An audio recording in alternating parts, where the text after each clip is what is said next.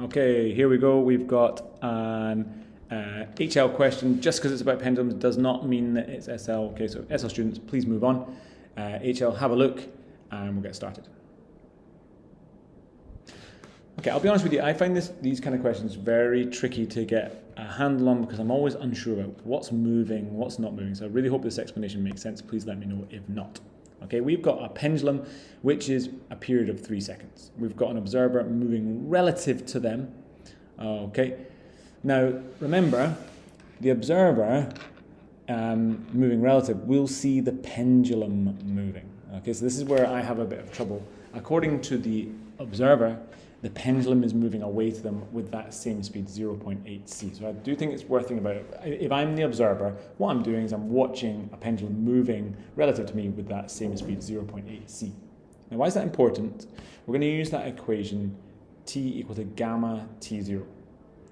Now, we have to remember what these things are. T0 is the proper time. It is the time which is measured in the frame of reference of the thing that is moving. So according to the observer, the pendulum is moving. The pendulum, therefore, if you're moving with the pendulum, you're measuring 3 seconds, that T0 is equal to 3 seconds. Now that is going to be the important bit here because we're going to use that to measure. We need to calculate gamma. Gamma is a classic one because we use 0.8 here. Gamma equal 1 over the square root 1 minus b squared over c squared. It's going to be 0.64. It ends up with a 10 over 6. Okay, and what that means then is we're going to make our time longer, which is 5 seconds. Now, again, as I've kind of highlighted, the answer here is B. I don't find these questions easy. I don't find them easy to explain via a YouTube video either, so my apologies if that's not clear. I think the thing that we need to bear in mind is that if you are moving with the clock, you are measuring the shortest time.